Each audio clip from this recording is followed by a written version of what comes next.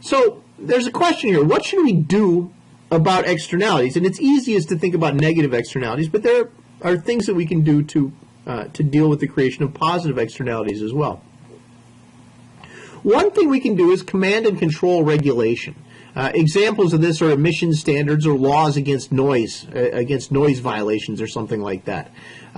Regulation is essentially the government tells you what you can and cannot do.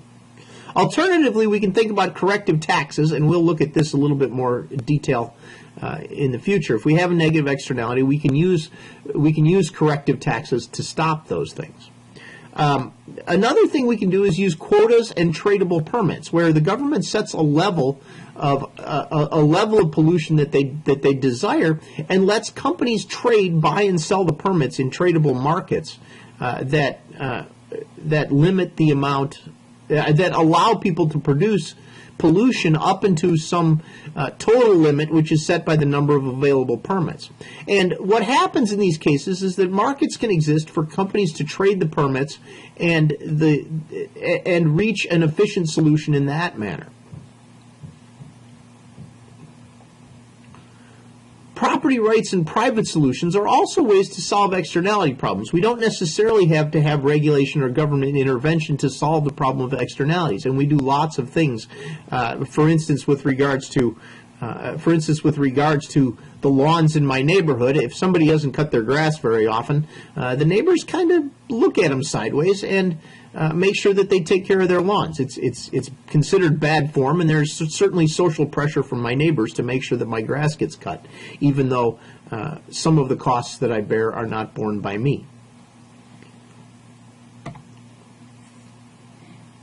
So how would corrective taxes work?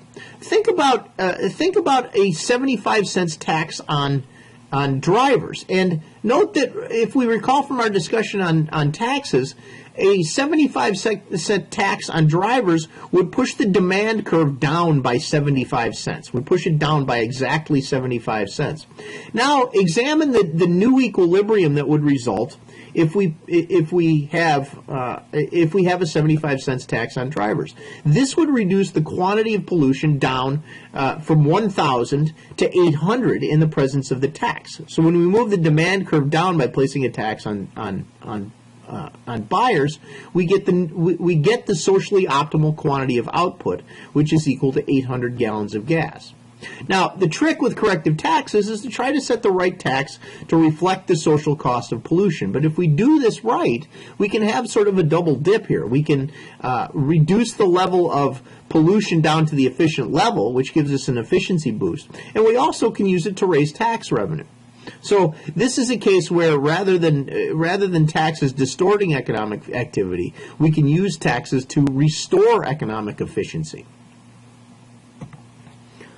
I want to talk a little bit more about private solutions, and in particular about something called the Coase theorem. The Coase theorem says basically this: with complete property rights and sufficiently low bargaining costs, private parties can reach the socially optimal outcome even in the presence of externalities. Now, what are property rights? And the first thing is to consider, do people have the right to create the externality, or do people have the right to prevent it? This is something that needs to be defined in order for the Coase theorem to work. The right needs to be assigned to somebody, either the polluter or the bystander.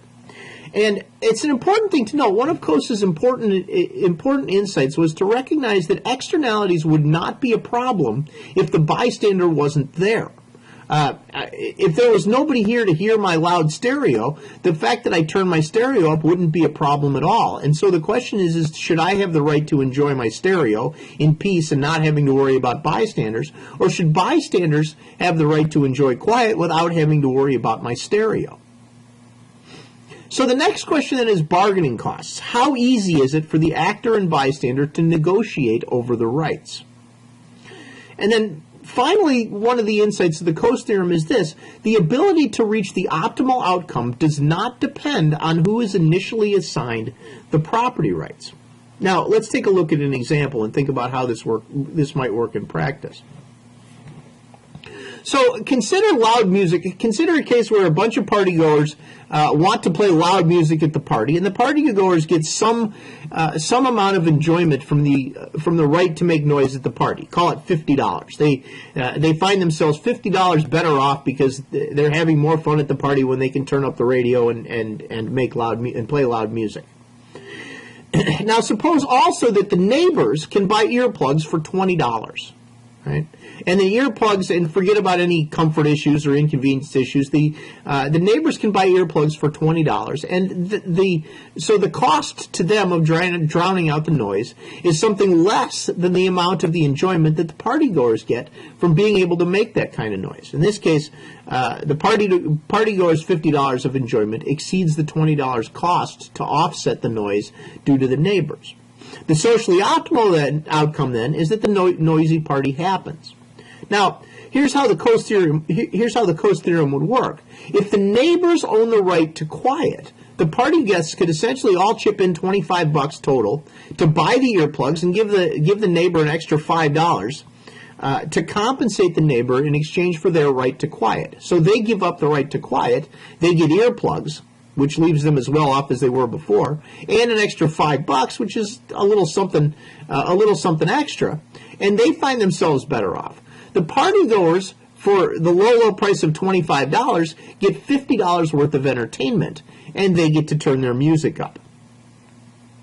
Now, in practice, Coasean solutions can be difficult to implement. There are a couple of things that are important. The first one is you need to know who holds the right. Is there the right to quiet or the right to noise? And then the second case is you need relatively low bargaining costs. You need to have a situation where the neighbors and the partygoers can strike a deal. And sometimes this can be very difficult.